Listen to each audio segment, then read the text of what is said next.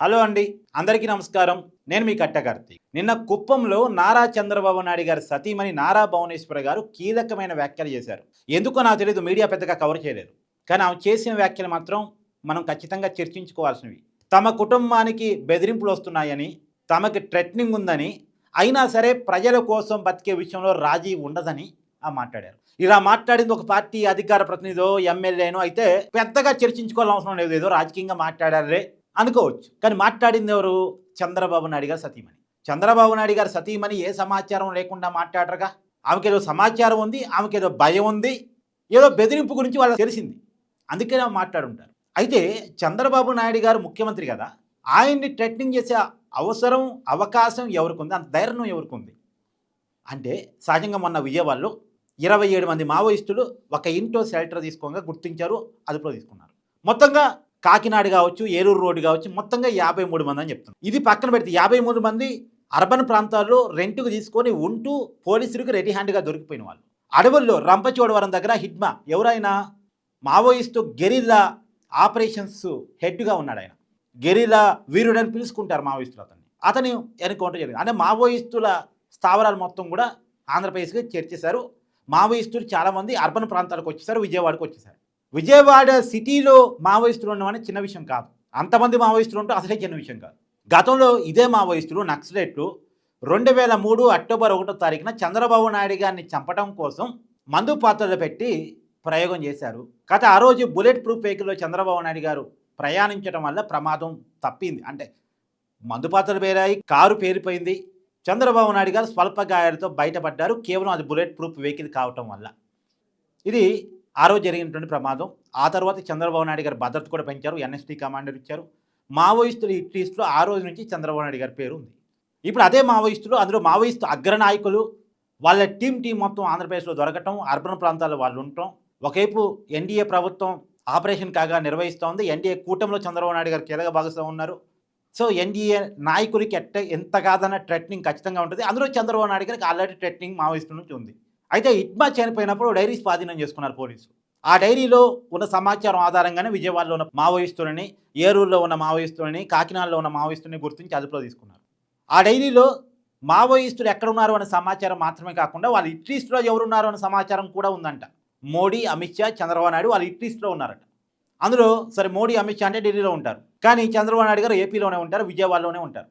అంటే అమరావతి కేంద్రంగా ఉంటారు, విజయవాడ దగ్గరలో. కాబట్టి కొంత భయానకమైన సిచ్యువేషన్ అందులో గతంలో చేస్తున్నారు కాబట్టి. సరే అది ఒకటి.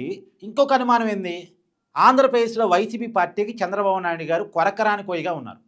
సరే డెమోక్రసీలో రాజకీయంగా వ్యతిరేకించడాలు ఉంటాయి, కానీ అవతల వాళ్ళని చంపేయాలనేంత కసులు కోపాలు ఉండవు. కానీ అలా కాదు జగన్మోహన్ రెడ్డి గారి విషయంలో. చంద్రబాబు నాయుడు గారు అయ్యా కృష్ణ రామ అనుకోవాల్సిన వయసు, ముసలాయన అయిపోయాడు, ఆయన పక్కకి వెళ్ళిపోవాలి, నీదేని బాగా చూసుకొని ఇక నేను చెప్పడం ఇబ్బంది. కానీ ఈ పదాలు జగన్మోహన్ రెడ్డి గారు గతంలో వాడారు. విజయసాయి రెడ్డి గారు అయితే గతంలో 2029 దాకా చంద్రబాబు నాయుడు గారు బతుకుంటే అనే మాట కూడా మాట్లాడారు. వైసీపీ పార్టీలో నెంబర్ 2 లీడర్ ఆయన. ఇప్పుడంటే రాజీనామా చేశారు, కానీ ఆ పార్టీలో యాక్టివ్ ఉన్నప్పుడు మాట్లాడారు. వాళ్ళ పార్టీ అధికార ప్రతినిధి జగన్మోహన్ రెడ్డి గారు సొంత ఛానల్లో కూర్చొని చంద్రబాబు నాయుడు గారిని అప్పుడంటే దేవుడు కాపాడు, ఇప్పుడు ఎవడు కాపాడు అంటూ మాట్లాడే ప్రయత్నం చేశారు. అందులో ఇప్పుడు చంద్రబాబు నాయుడు గారి ప్రభుత్వం ఎర్రచందనం స్మగ్లర్ మీద, లిక్కర్ స్కామ్ వ్యాపారం మీద, నకిలీ లిక్కర్ మీద గట్టిగా దృష్టి పెట్టింది, ఎంక్వైరీ నడిపిస్తూ ఉంది. సో వీటన్నిటికీ బాస్గా, వీటన్నిటిలో బిగ్ బాస్గా, అంతిమ లబ్ధిదారిగా జగన్మోహన్ రెడ్డి గారి పేరు వినపడుతూ ఉంది. ఒక్కదానికి ఒకటి కనెక్ట్ చేసుకున్నప్పుడు మావోయిస్టులకి ఆశ్రయం ఇచ్చింది చంద్రబాబు నాయుడు గారిని లేకుండా చేయాలనుకునేటువంటి ఆ రాజకీయ పార్టీ, ఆ రాజకీయ నాయకుడా. బాబాయిని గొడ్డలపోటుతో తీసివేసి దాన్ని గుండెపోటుగా చిత్రీకరించే ప్రయత్నం చేసినటువంటి పార్టీయే వ్యక్తులే ఇప్పుడు చంద్రబాబు నాయుడు గారిని కూడా ఏమైనా చేద్దామని ఆలోచనలో ఉన్నారా?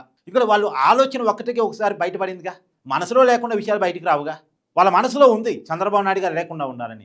ఇది ప్రజలు చర్చించుకున్నారు. ప్రజలు కొన్ని అనుమానాలు మీకు చెప్పే ప్రయత్నం చేస్తున్నారు. ఏదైనా మనం అనుమానాలే చెప్పగలం, ఎంక్వైరీ సంస్థలు మన దగ్గర లేవు కాబట్టి.